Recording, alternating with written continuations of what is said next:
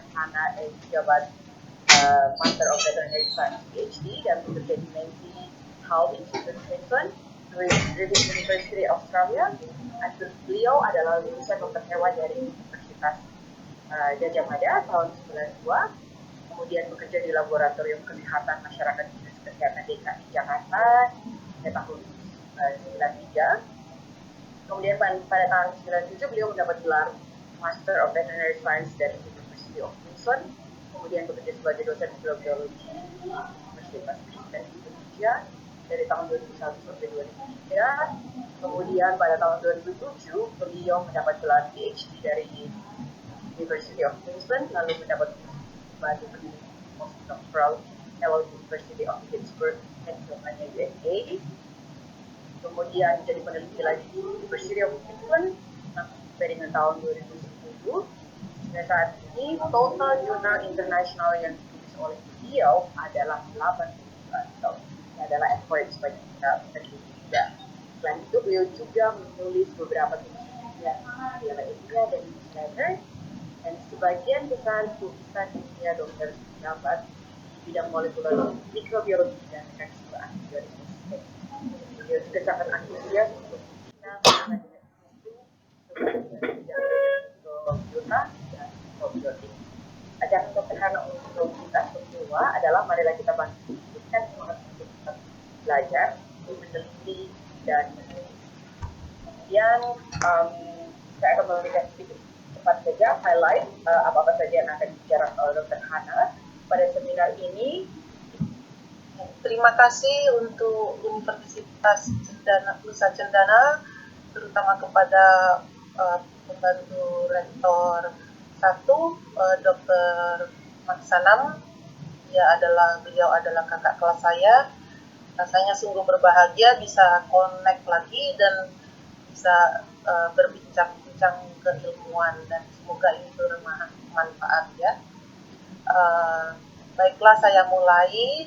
Semoga bekerja ya. Untuk Australia kita biasanya harus menyatakan respect kepada Aboriginal dan Torres Strait Islander people di tempat saya berdiam, yaitu Turrbal Jagara and Turrbal people yang sudah pergi, yang masih ada dan yang akan datang. Dan saya memberikan respect kepada Aboriginal dan Torres Strait Islander extendedly di seluruh Australia. Jadi outline-nya tadi sudah diungkapkan oleh Dr. Putri. Akan dimulai dengan genom, proteom, dan microbiome. Saya usahakan untuk mencakup manusia dan hewan, tapi memang kalau dari segi penelitian jauh lebih banyak penelitian bidang ini pada manusia. Namun mulai tahun lalu makin banyak penelitian mikrobiom pada hewan. Jadi saya rasa adalah peluang yang sangat besar bagi peneliti Indonesia untuk bisa mengeksplorasi bidang ini. Terus juga akan saya perkenalkan artikel yang barusan belum lama kami rilis di Microbiology Australia. Sebenarnya lebih ke arah probiotik, tapi dengan melihat konteks mikrobiota. Nanti akan bisa perjelas pada saat presentasi. Dan ada selain terakhir pesan-pesan yang bisa dipikirkan sembari santai minum teh atau minum kopi. Ya. Jadi pertama kali kita bicara tentang genom. Genom adalah genetik material dari organisme dan sebenarnya juga dari manusia. Bisa terdiri dari DNA atau RNA kalau RNA, kalau virus. Dr. Putri lebih banyak pengetahuan tentang viral RNA karena dia sedang meneliti Newcastle disease. Nanti ada juga paper dari Dr. Putri yang akan kita tampilkan. Kalau genom manusia terutama ya, dia ada exon dan intron. Nah, biasanya yang di exon itu yang ada fungsi untuk mengkode, bisa melakukan transkripsi, bisa memproduksi RNA. Nah, tapi kalau di kuman atau di microorganism itu biasanya lebih kompak, lebih dense genomnya yang berfungsi daripada yang tidak berfungsi.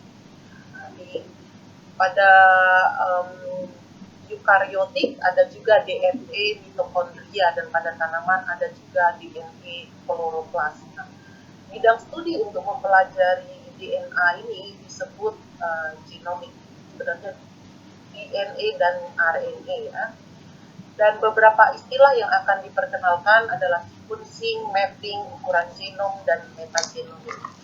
Maaf kalau saya agak sulit mengakomodasi level dari background pengetahuan para pendengar, tapi saya usahakan paling tidak saya sentuh bagian yang sangat tinggi, bagian yang medium, dan juga untuk yang beginner ya. Nah, genom itu biasanya terdiri dari 4 nukleotida A, C, G, T. Nah, itu biasanya urutannya bisa berbeda-beda, tapi ada selalu start codon dan stop codon. Jadi codon itu 3 nukleotide, nukleotid, dan kalau diawali dengan start codon dan stop codon itu biasanya mempunyai fungsi untuk bisa bereplikasi. Nah, pada tahun 1976, Walton dari Belgia, dia yang pertama kali menjelaskan sequence dari genom bakteriofag.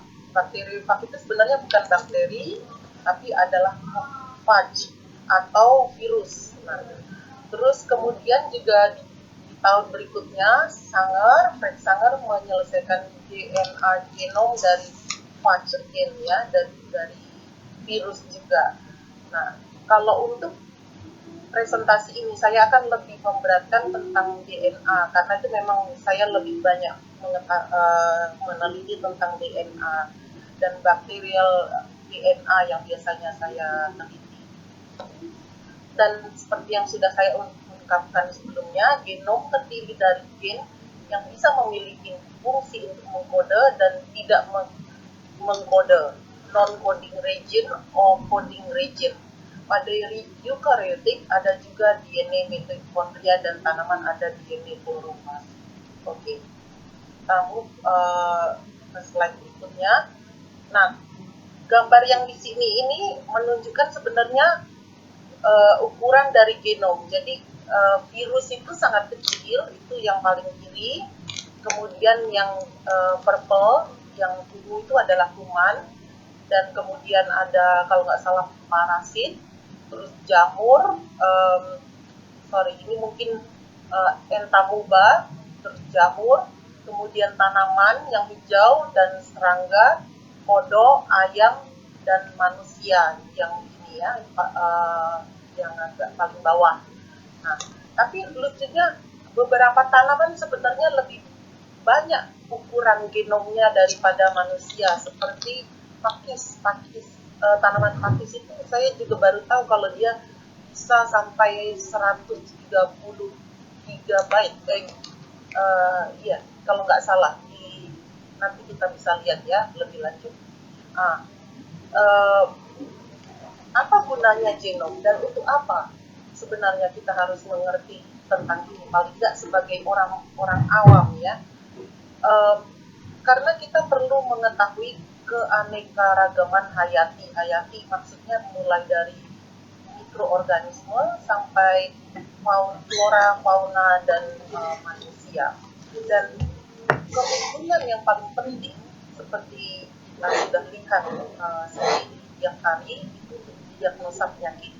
Contohnya pada waktu COVID ini banyak sekali diagnosa melalui PCR diperlukan untuk menjawab apakah seorang ini positif atau tidak. Apakah dia kalau dengan yang ELISA mungkin reaktif atau non-reaktif. Dan genom juga bisa menjawab masalah outbreak atau wabah. Kita sudah touchdown sedikit bulan lalu ya tentang bagaimana kita menggunakan genom analisis untuk bisa menerangkan dari mana wabah itu berasal. Kita waktu itu cerita tentang Aeromonas yang menginfeksi seorang laki-laki yang dia agak gendut dan sedang masuk ke kolam bebek ya waktu itu, dan pasien tersebut meninggal dalam kurang dari 3 hari. Nah juga dengan genom ini kita bisa mempunyai jawaban untuk kasus-kasus yang sulit diterapi, terutama kalau antibiotik resisten bakteria. Jadi kita bisa tahu antibiotik apa yang masih bisa bekerja dan tidak bekerja. Dan kasus yang sulit ini sangat penting, terutama seperti kasus oleh Golden Staph atau MRSA ya, methicillin resistant. Jadi dia kalau langsung bisa dideteksi dalam waktu 1 jam apakah punya MAC-A gene yang menyebabkan resistensi terhadap penicillin. Jadi sebaiknya diberikan antibiotik yang alternatif selain dari penicillin.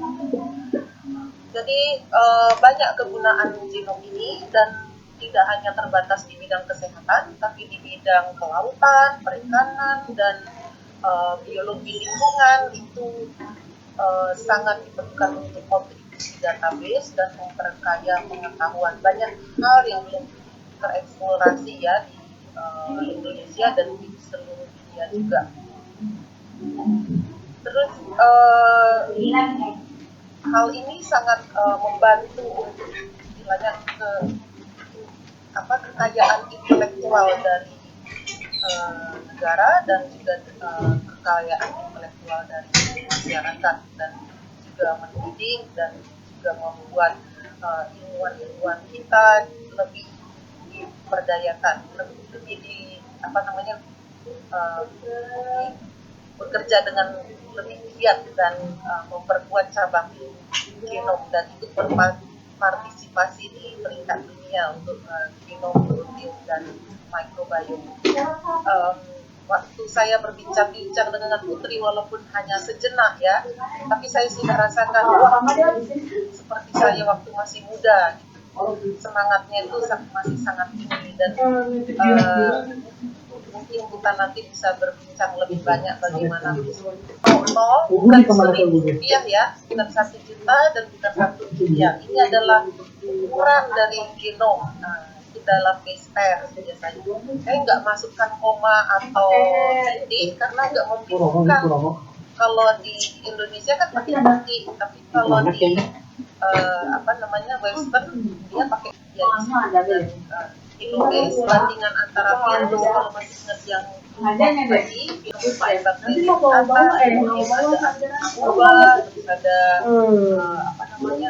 sampai kodok, dan terakhir di paling bawah adalah manusia. Jadi manusia termasuk di dan ini adalah bakteri, dan virus itu sebenarnya sangat kecil, tapi kecil ini yang bisa deh, udahlah nggak usah seperti COVID ini. Alright. Nah, sekarang apa sih metagenomics? Metagenomics penting. Tadi kan kita bicara tentang genom itu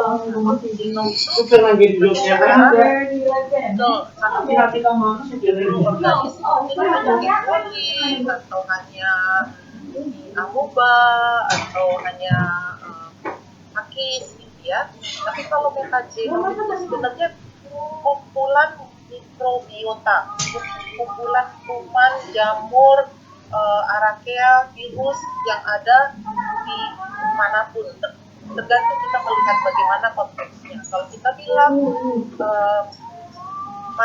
mikrobiom manusia, berarti di tubuh manusia, bisa di permukaan kulit, bisa di lapangan badminton, malah bisa ada yang sebesar lapangan tenis manusia. Dan bayangkanlah di situ kalau ada banyak mikroba. Tapi mikroba itu sangat kita butuhkan karena sebenarnya mereka itu melindungi tubuh kita dari infeksi kuman patogen. Nah, jadi kalau kita bilang mikrobiota itu biasanya commensal, kuman yang istilahnya melindungi kita.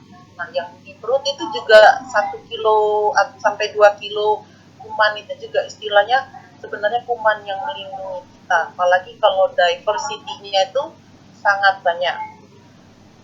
Mengenai proporsi kuman yang ada di jumlah kuman yang ada di perut dan sel tubuh manusia itu sering ada perdebatan. Jadi saya nggak mau masuk ke perdebatan itu, cuman paling tidak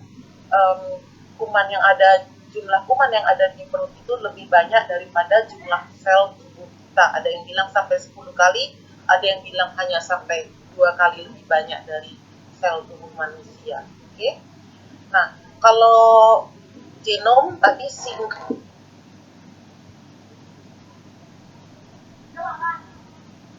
itu ekstrak DNA atau RNA. Nah, tergantung apa yang mau kita analisa. Habis itu analisanya itu juga panjang,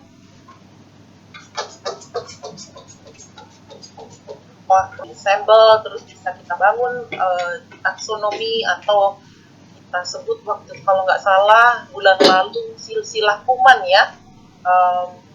Saya nggak bisa ketemu kata-kata yang lebih cocok ya, taksonomi kuman atau taksonomi virus atau taksonomi yang lain atau silsilah kalau biar gampangnya ingat. Oke. Terus kalau metagenomik biasanya di cluster lagi genus family apa, terus genus apa, agak lebih rumit ya.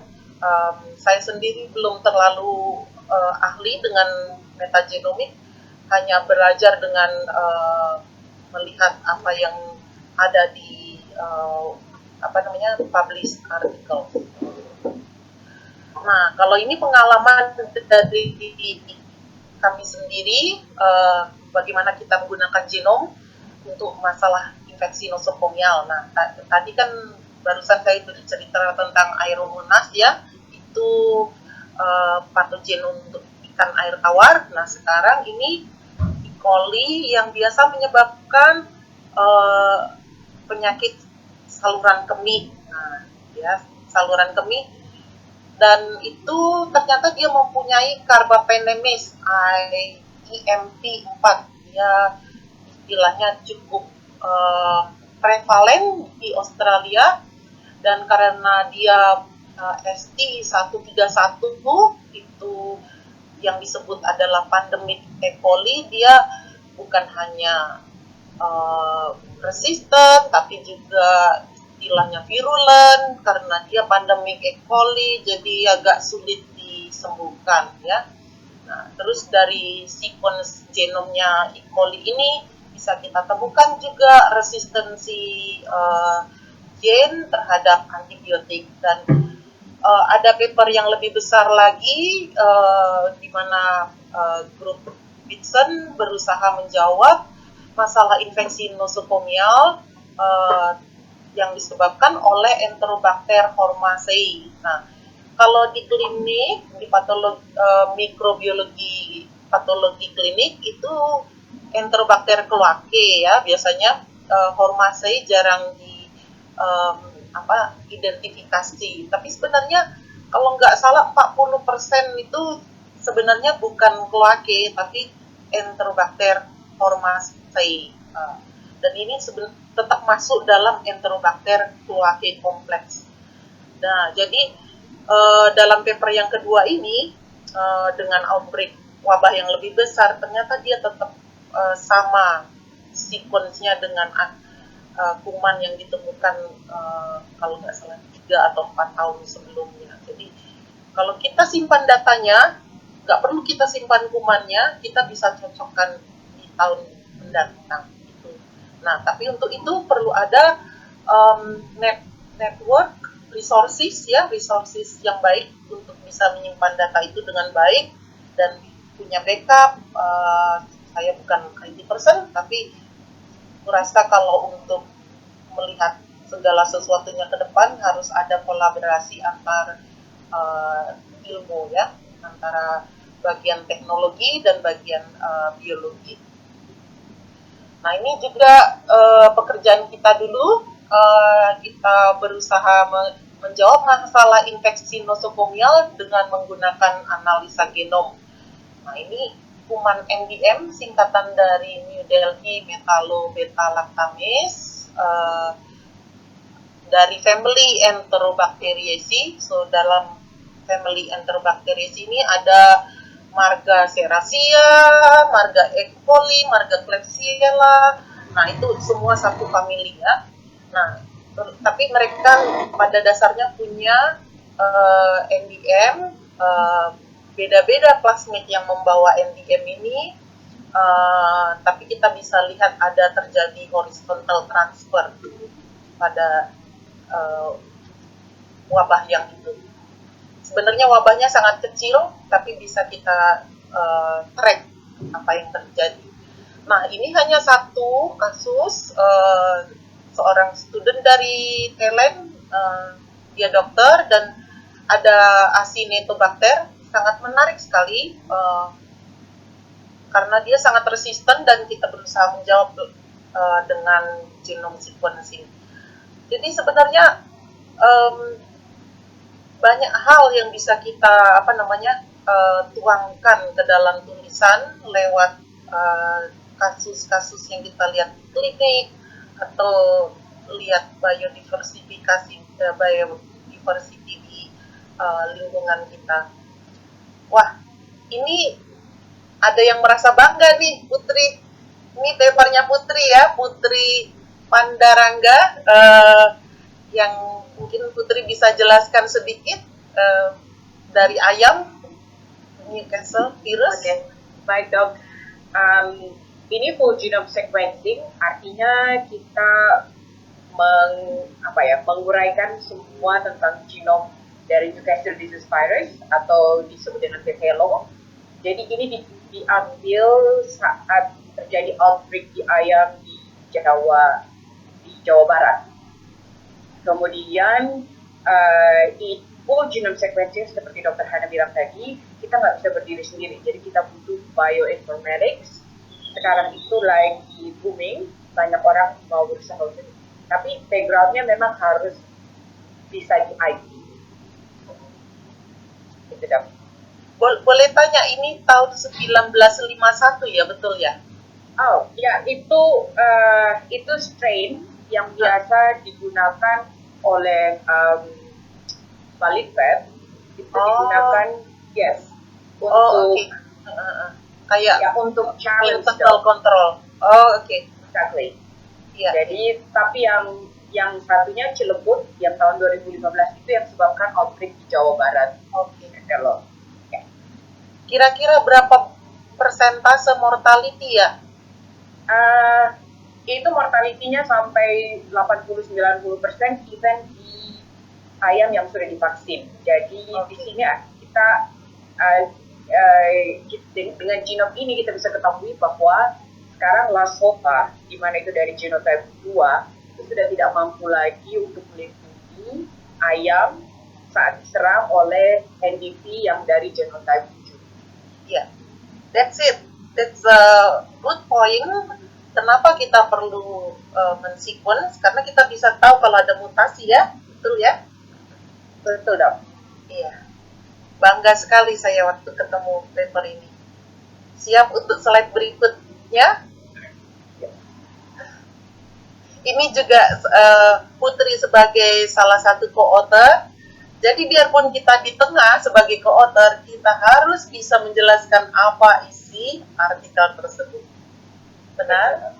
Ya, benar. Bisa bantu? Oh, oke. Ini adalah karena kalau mungkin kalau teman-teman belajar familiar dengan Newcastle disease virus, itu adalah RNA virus, dan Newcastle disease virus ini dibagi dua kelas 1 dan kelas 2. Nah, kelas 2 ini dibagi lagi menjadi 21 genotype. Nah, di sini kita lihat, tapi yang paling virulen yang membuat ayam itu mati seketika itu genotype 7, genotype 13, 9. Dan ini kita bandingkan genotype-nya dok dari genom itu. Ya. Saya bisa lihat yang Tangerang ini malah mirip dengan Afrika, South Africa. Betul.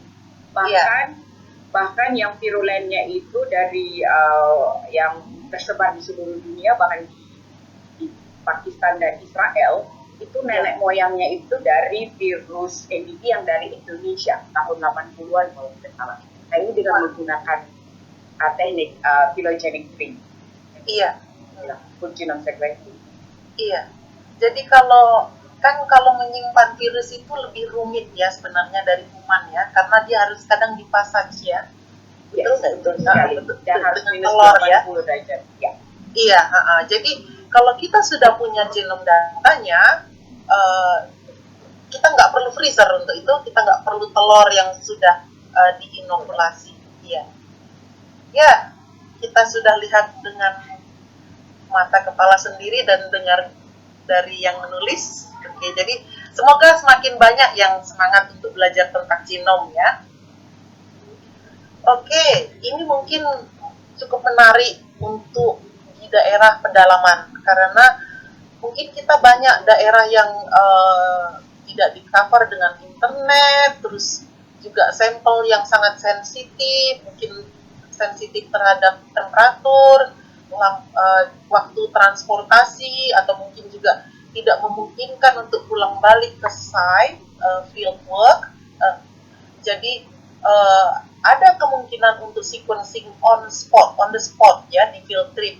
Nah, atau juga mungkin kita nggak tahu kalau ada mikroorganisme yang level ketiga ke atas ya, kan ada level 1, 2, 3, jadi itu harusnya di biosafety yang saya kurang tahu lah ya.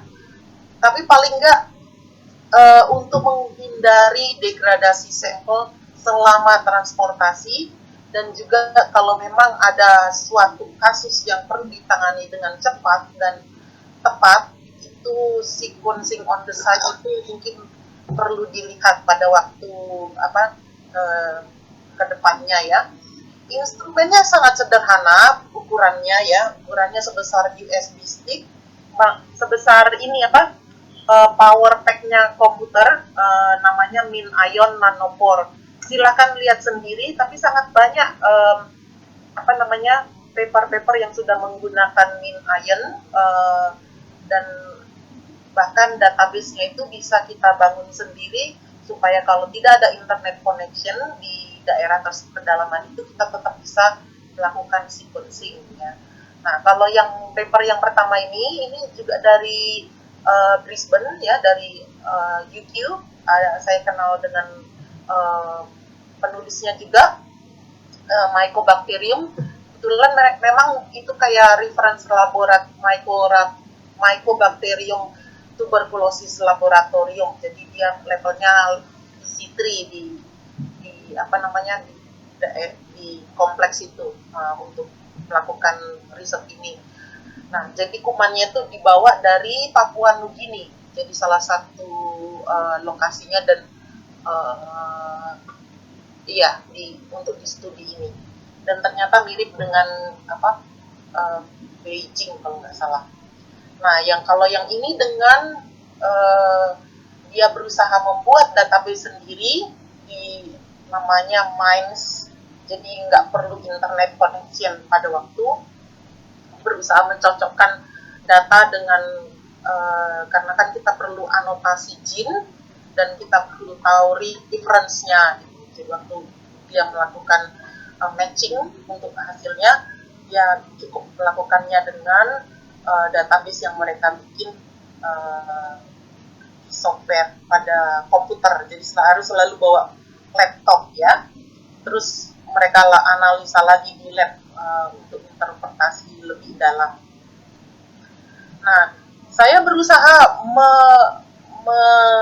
melihat big picture ya untuk presentasi ini, dan saya coba lihat LIPI itu menarik sekali unit-unit yang sudah tersedia, dan rasanya banyak sekali peluang yang bisa dilakukan, mungkin kolaborasi antara universitas dan lembaga penelitian. Ini hanya sekedar screenshot, mana tahu kalau presentasi ini kita simpan kan kita lagi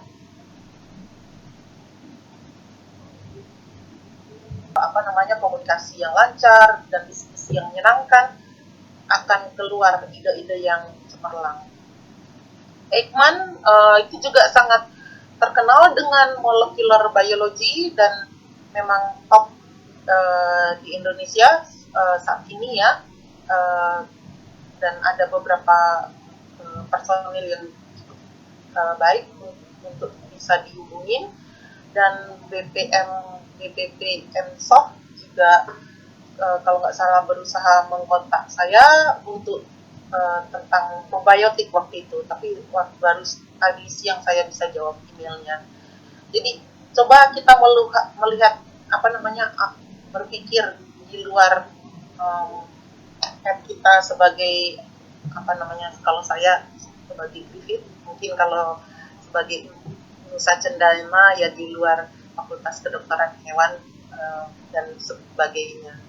Dan kalau memang ada pusat penelitian di Undana, kira-kira sebenarnya cukup bisa dibikin core service, one genome sequencing machine for the whole, untuk seluruh universitas. Dulu sempat juga